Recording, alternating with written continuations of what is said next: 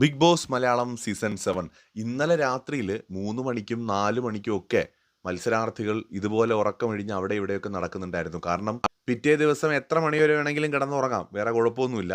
അത് മാത്രമല്ല, നമ്മുടെ ശരത്തും അനുമോളും ജയിലിൽ കിടക്കുകയാണ്.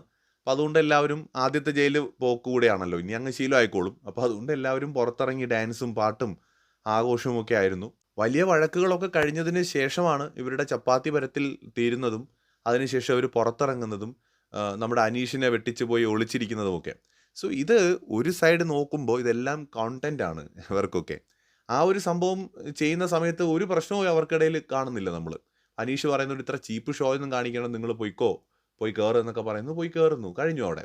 അതായത് വലിയ വഴക്ക്, പുറത്തിറങ്ങിയ തട്ടിക്കളയും കൊന്നുകളയും അതെയും ഇതുകയും എന്നൊക്കെ പറഞ്ഞ ആൾക്കാരാണ് ചപ്പാത്തിയൊക്കെ ഉണ്ടാക്കി തീർന്നതിന് ശേഷം വെളിയിൽ ഇറങ്ങുന്നുണ്ട്. ബാത്റൂമിലൊക്കെ പോയിട്ട് എന്നിട്ട് കിച്ചൻ്റെ അവിടെ പോയി ഒളിച്ചിരിക്കുകയാണ്.